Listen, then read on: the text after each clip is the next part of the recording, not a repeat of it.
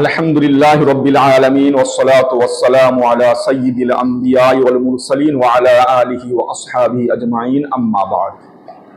সম্মানিত শ্রোতাবিন্দু, আমরা বেশ কয়েক পর্বে ওই সমস্ত জাল হাদিস নিয়ে আলোচনা করেছি যেগুলো আমাদের সমাজের মধ্যে খুবই প্রচলিত, কিন্তু তার কোনো ভিত্তি হাদিসের কিতাবের মধ্যে পাওয়া যায় না।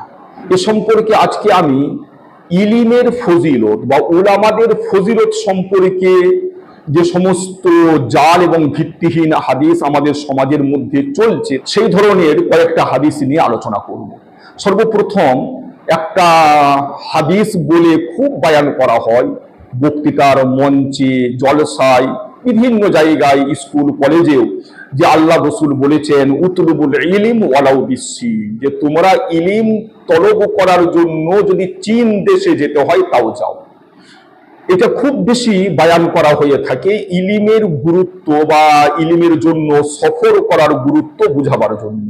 দেখুন, ইলিম অর্জন করা যে বিরাট গুরুত্বপূর্ণ, শুধু গুরুত্বপূর্ণই নয়, যতটুকু ইলিম অর্জন না করলে শরীয়তের উপরে সহজভাবে চলা যাবে না, ততটা ইলিম অর্জন করা ফরজ, এই ব্যাপারে কোনো সন্দেহ নাই। এবং ইলিমের গুরুত্ব বা ইলিম অর্জন করার গুরুত্ব তো কোরআন এবং হাদিস দ্বারা প্রমাণিত। এই সম্পর্কে কোরআনেরও আয়াত রয়েছে এবং বহু বিশুদ্ধ পর্যায়ের, নির্ভরযোগ্য পর্যায়ের হাদিস রয়েছে। কিন্তু এই যে হাদিসটা বয়ান করা হয়ে থাকে যে আল্লাহ রসুল বলেছেন যে তোমরা ইলিম তালাশ করার জন্য, ইলিম অর্জন করার জন্য সুদূর চীনে যাও, এটা সম্পূর্ণ ভিত্তিহীন এবং জাল হাদিস। এটা মোটেই আল্লাহ রসুল বলেছেন বলে বা হাদিস বলে বয়ান করা চলবে না। এইভাবে আরেকটা হাদিসও বয়ান করা হয় যে আল্লাহ রসুল বলেছেন যে উতলুবুল ইলম মিনাল মাহাদি ইলাল লাহাদ, যে মায়ের কোল থেকে কবরে যাওয়া পর্যন্ত ইলিম তলব করো বা ইলিম অর্জন করো। এইটাও আল্লাহ রসুলের নাম নিয়ে বয়ান করা হয় যে আল্লাহ রসুল বলেছেন বা হাদিসে আছে, অথচ এটাও সম্পূর্ণ ভিত্তিহীন এবং জাল হাদিস। কোনো নির্ভরযোগ্য সূত্রে এই হাদিসটার কোনো প্রমাণ পাওয়া যায় না। এইভাবে উলামাদের ফজিলত বয়ান করার জন্য বলা হয়ে থাকে যে আল্লাহ রসুল বলেছেন যে উলামা ও উম্মতি কাআম্বিয়াই বানি ইসরাঈল, যে আমার উম্মতের উলামারা বনি ইসরাঈলের নবীদের মতো। তো এই হাদিসের মাধ্যমে এটা প্রমাণ করা হয় যে এই উম্মতের উলামাদের কত সম্মান, যে আল্লাহ রসুল এই উম্মতের উলামাদেরকে বনি ইসরাঈলের আম্বিয়াদের মতো বলেছেন। এটাও কিন্তু জাল হাদিস, মন গড়া কথা। এই ধরনের কোনো কথা বা এই হাদিসটা কোনো নির্ভরযোগ্য সূত্রে এটা পাওয়া যায় না।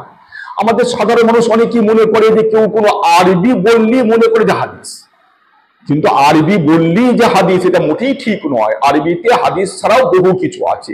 তো এই যে তিনটে হাদিস মানে যেগুলো সাধারণ লোকেরা হাদিস বলে থাকে, মানে জাল হাদিস, আমি আপনাদের সামনে পেশ করলাম। এই তিনটি আরবি ইবারত বা আরবি পাঠও আপনাদেরকে বললাম, কিন্তু এইগুলো সবই জাল এবং মওদু।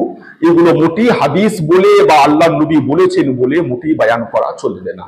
এই উলামাদের ফজিলত বয়ান করতে গিয়ে অনেক বক্তা এই কথাও বলে থাকেন যে আল্লাহ রসুল সাল্লাল্লাহু আলাইহি সাল্লাম বলেছেন যে ব্যক্তি উলামাদের সাথে সাক্ষাৎ করলো সে যেন আমার সাথে সাক্ষাৎ করলো, যে ব্যক্তি উলামাদের সাথে মুসাফা করলো সে যেন আমার সাথে মুসাফা করলো, যে ব্যক্তি উলামাদের সাথে উঠা বসা করলো সে যেন আমার সাথে উঠা বসা করলো, আর যে ব্যক্তি দুনিয়াতে আমার সাথে উঠা বসা করলো সে আখিরাতেও আমার সাথে উঠা বসা করবে, অর্থাৎ জান্নাতে যাবে।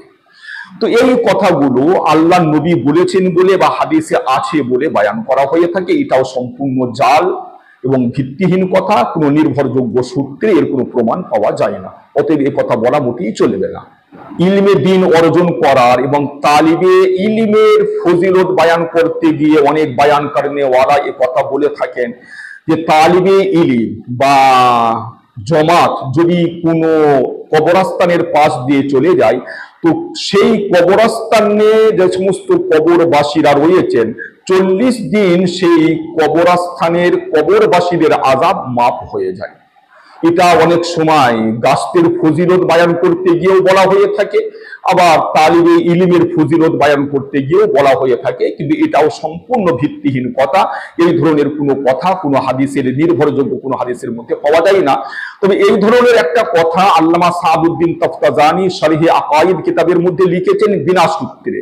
আর বিনা সূত্রের কোনো কথা মোটেই নির্ভরযোগ্য হতে পারে না, এর কোনো নির্ভরযোগ্য সূত্র নেই, অতএব এই কথা মোটেই বয়ান করা চলবে না।